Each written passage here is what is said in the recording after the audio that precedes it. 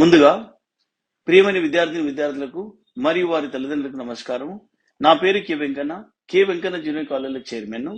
నేను ఈ రోజు 10th క్లాస్ విద్యార్థులను దృష్టిలో పెట్టుకొని మాట్లాడడం జరుగుతుంది.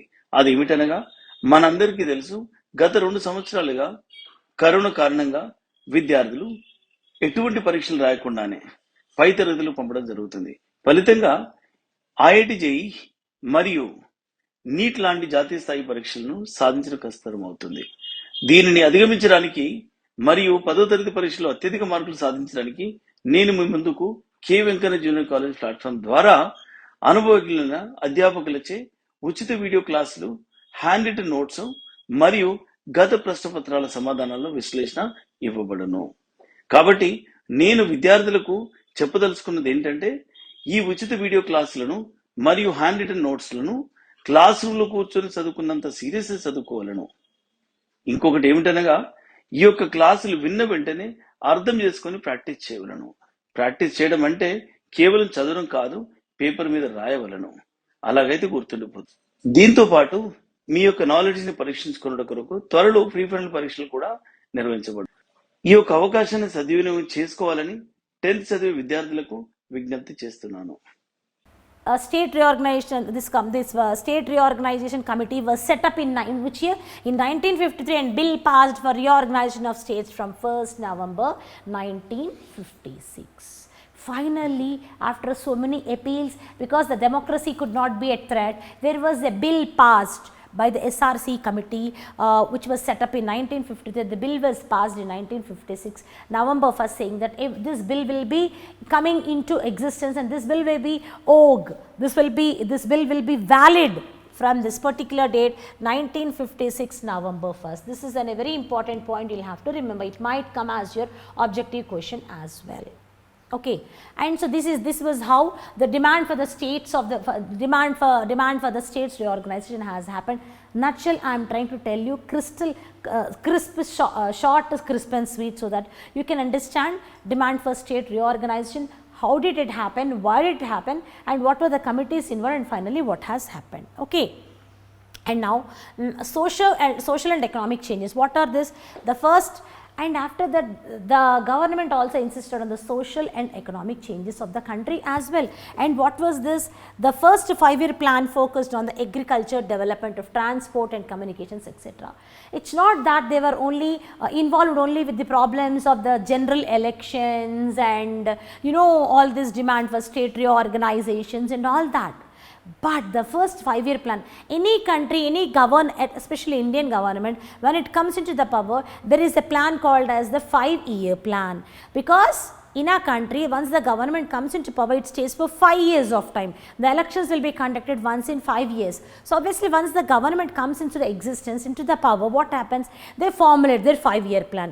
They chalk out a plan what to be done and what are the top priorities of this 5-year plan, and what are the top priorities in which areas they are going to focus on. And so obviously, even the first 5-year plan of this government was very, very important, and what they focused on, and their main priority was agriculture and development of transport. Even still today, majority of the country, almost 50%, 60% of the country is still dependent on agriculture even now. And imagine in those the initial stages of 30 years of independence, majority of the country was dependent on the agriculture as their livelihood. Right? Why? Because of the illiteracy rate and all, because there were no avenues. All the avenues were cropping up, avenues for different types of varied employments were not in vogue, and obviously dependence on agriculture as an employment opportunity, as a breadwinner, as a livelihood, was more in the post-independence of those 30 years. So obviously agriculture was given utmost priority, and because they wanted to meet the needs of the people, the way how the population was growing up, and they wanted to meet the basic requirements, basic food grains for all the people of the country. So they insisted on the agriculture, but not neglecting all other parts, other features which will really develop the country. And what were they? And apart from the agriculture, they focused on the development of transport and communications. because transport is equally important. Where you have a proper roads and proper transport facilities, you can find the economic development being developed very fastly in a fast pace. So, they insisted, even they had the top priority apart from the agriculture. The first point, the topmost priority was agriculture, and they insisted even in the first year plan, they focused on the transport and communications as well, etc. They wanted to, and as well they wanted to industrialize the country, because once the industrialization starts up, you get more number of employment opportunities, and you get more skilled labor. For employment, for industrialization, obviously you need to get skilled labor. It's like, dependent, interlinked. For working on the industrialization, you want skilled labor, and for skilled labor, obviously education, literacy, everything was again interlinked, and they wanted to industrialize the country very quickly as well. But again, the first 5-year plan, the main emphasis was on agriculture, secondly being the transport and communication. They want to industrialize the country as well in the first 5-year plan. Okay. And now in this first 5-year plan, what was it? As I said, agriculture is the topmost priority. Rural areas means what? Village areas. Urban areas means what? City people, where we all are urban people, we all are living in the cities, and the people who live in the villages are called as the rural people. And now what is the rural? As we said, agriculture was the top priority in the first 5-year plan. Obviously they will emphasize on the rural development programs. And what were the rural development programs which they insisted in the first 5-year plan? The rural development programs were land reforms, agricultural cooperatives, and local self-government. These 3 points are very important. If in the board exams anybody asks you, if the question comes to you, what were the rural development programs formulated by Nehruji or the first 5-year plan, without any hesitation, please write these 3 points. The rural development programs of the first 5-year plan are land reforms, agricultural cooperatives, and local self-governments. Now, what are these 3 types? In the land reforms, they had 3. They imposed 3 land reforms. What were they? The first one being the abolition of Zamindari system. When we got independence, we found so many zamindars. A person had almost hundreds and thousands of acres of land. He was called as zamindar, and he always used to bother the peasants and the farmers. They wanted to abolish this zamindari system, and equal distribution of agricultural land amongst all the farmers was the first policy, abolition of zamindari system. And the second thing is the tenancy reforms, and the third one being the land ceilings. So, obviously, when we look across the rural development programs of the country of the first 5-year plan, or the rural development programs formulated by Nehruji, obviously, the whole of the stuff we will have to write in the examination. The rural development programs are land reforms, agricultural cooperatives, and local self-governments. And the 3 types of the land, the types of the land reforms are abolition of zamindari system, tenancy reforms, and as well as this land ceilings. So, obviously, this is as well a very important point. What was the demand for how did the demand for the state reorganization? Then you can pen down all these points. Remember these points very well. Challenges based reorganization of the states, and you should remember that people living in the southern part of the country, especially the Telugu speaking people living, they insisted on that, and JVP committee rejected the reorganization of the states on the language base. And again, when SRC committee was set up in 1953 and bill was passed, that this bill will be existence in 1956 from November 1st. So, remember all these points, and comes to socio-economic changes as well. You will have to understand this and remember them. And now, what is the next topic? We will move into this lesson is foreign policy and wars. What is a foreign policy? A policy which is formulated by the External Affairs Ministry towards your foreign affairs is called as a foreign policy. What was this foreign policy which was being formed? When India became independent, I will tell you one thing, children. When India became independent in 1947, there was a Cold War which was happening between the world wars. What was the Cold War that was going on? What was the Cold War which was going on? Whole of the globe, whole of the world was divided into 2 streams, one as US stream, one as US party, and other one as a USSR party. Some of the countries were supporting United States of America and some of the countries were supporting United Soviet States of Republic, that is USSR. But Nehruji very intelligently decided that he will neither be a part of, he never wanted to be a part of any power bloc. He never wanted to be a part of any power bloc. He said, I will remain neutral and I will not be a part of any power bloc because I want to be neutral. And India being a peace loving nation, India was neither a part of the power bloc of USA nor the power bloc of USSR. And what was this otherwise called as? So we have two power blocs, USA and USSR. And where was India? India was a part of non-aligned countries, where like India, so many countries have joined this non-aligned countries where they were never a part of this power blocks and they remained neutral, and India also remained neutral, and India backed peace. And during this time only, Nehruji formulated the Panchsheel, the foreign policy as well. During this period only he has formulated, okay, and formulated Panchsheel policy. And now when we are talking about this foreign policy and wars, and we get an example, we can compare India between land reforms of India as well as Vietnam. This question is as well very important from the examination point of view. You might get a question, compare and contrast the land reforms of India and Vietnam. So you will have to write this, what were the how were the land reforms in India and how were the land reforms in Vietnam when we come across. India land reforms were started by Communist Party. In India, the land reforms party was started by the Communist Party. Same here as well in the Vietnam also, the land reforms were started by the Communist Party. And land reforms introduced by government and some were abolished. Some of the land reforms were introduced by the government, but some of them were abolished, nullified, okay. But unlike what did they do, whole of the land what was there in the Vietnam, northern part of the Vietnam was equally redistributed, it was distributed amongst the peasants, okay, and reforms throughout the country, and all the reforms were incorporated throughout the country, but these lands were distributed only, this was carried only in the northern region of Vietnam.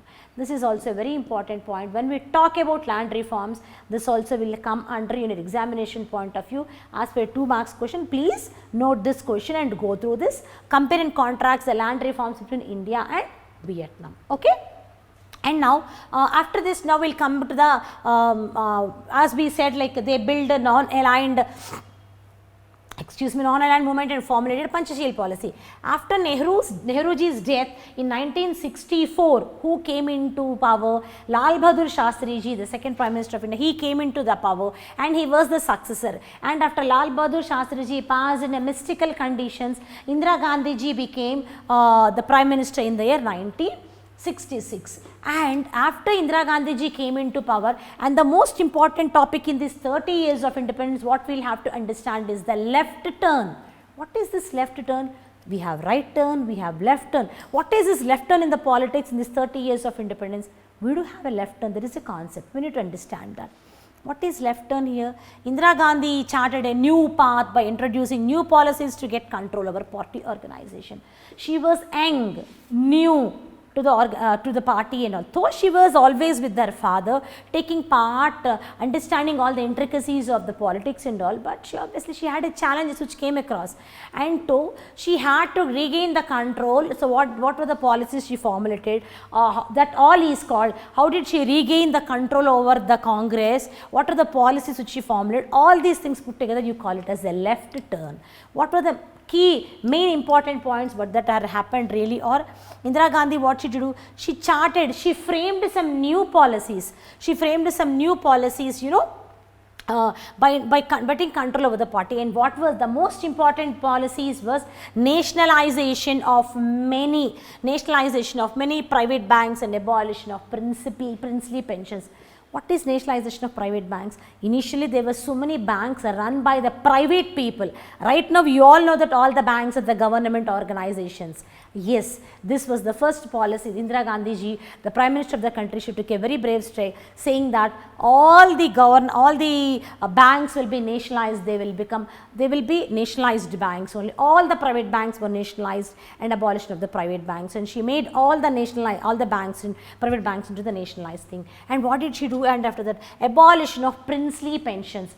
Obviously, once the independence, we achieved the independence, there were so many kings, so many princes, so many royal families were existence, they were living, and there was a huge amount of pensions which were being given to the princes and all. And because of that was not abrupt, and that money could be utilized in other ways of the development of the country, in other development sectors. So Indira Gandhi ji, she has said that there will be abolition on the princely pensions. Okay, and those policies were to and these policies, you can look at across, these policies during those 30 years worked to stabilize the economy. The policies which we adopted in the 30 years of initial independence were different, a bit different from the policies what we are adapting right now. They were necessary there because we had to stabilize the economy there, because the economy was not stable. Everything was so unstable. All these policies were formulated to stabilize the economy. Right now, the policies what we are formulating are to strengthen the economy. We need to understand the difference between the stabilize the economy and as well as the strengthen the economy. When we got the independence, the initial stages of the 30 years was a very crucial period wherein we had to stabilize. We had to prove that India believes in democracy, India is a strong democratic country, it can withstand, face all the challenges, come across with the flying colors. We had to stabilize our economy. We did not want the economy to shatter or collapse.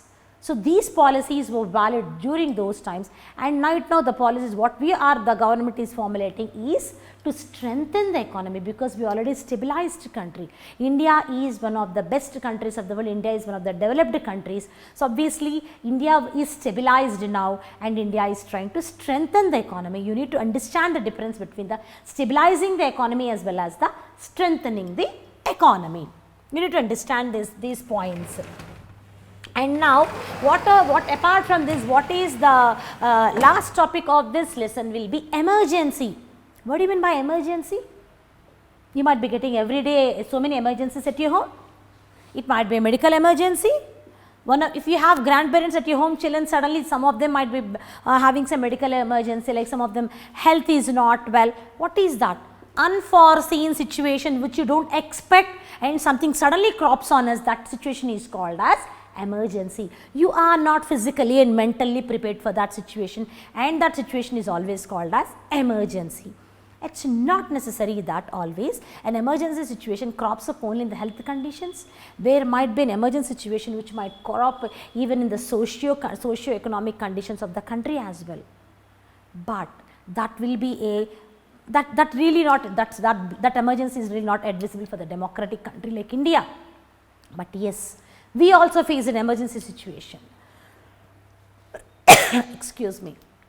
An emergency was declared on 25th June 1975 by Prime Minister Indira Gandhi. She imposed emergency in this country on this day. Remember this date, mark these dates. When was emergency declared in the country? 25th June 1975 emergency was declared by Prime Minister Indira Gandhi ji. I have written the short form Prime Minister Gandhi, but Prime Minister Gandhi, not Indira Gandhi ji. Okay, and because of this, what happens because of this emergency? What happens? The fundamental rights were suspended. We all know that we have fundamental rights. All those fundamental rights will be suspended. No fundamental right will be invoked. All the fundamental rights will be suspended, which is a threat to the democracy. Fundamental rights are one of the most important things of democracy. And in the cases of emergency, these fundamental rights will be suspended. Okay? And the prominent political leaders were arrested. This is one more alarming thing. The prominent political leaders who stood against all were arrested. And obviously, Emergency is always a setback to any democracy, especially democratic countries like India. It's a setback to the Indian democracy. Hello students, my name is R.K. Pandey. I have done my BTech from IIT Kanpur from electrical engineering. I teach chemistry in K. Venkana classes. I head the chemistry department. The main facility of K. Venkana classes is all the faculty are very rich in experience, and they have taught students who have secured single and double digits. They have got very good ranks in JEE and NEET. So if you are serious for your career and if you want to pursue your career in engineering or medical, you are surely welcome here. The facilities includes not only the top tier teachers, but the other facilities like doubt clearing sessions and other academic as well as personal treatment that is provided by this institute. And apart from these emergencies, there was a major highlight in the emergency. What was that? The major highlight was 42nd Constitutional Amendment Act. 42nd Constitutional Amendment Act. What does that say? What should be implemented?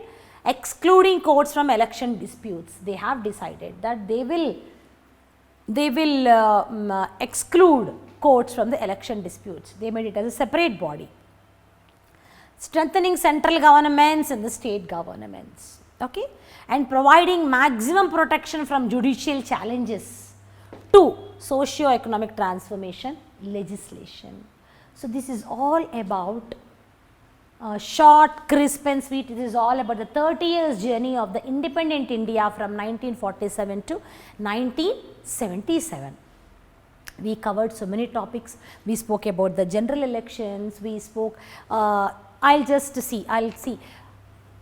give you a small review of all the topics what we covered.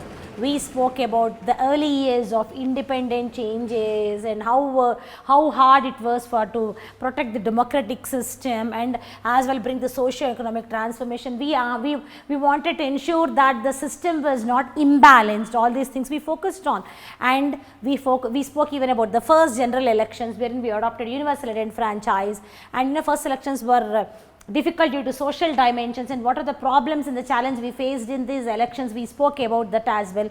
And when was the first 3 general elections being conducted in the 3 years 1952, 57 and 1962, and in all these 3 consecutive 5 elections, Indian National Congress only won, and this gave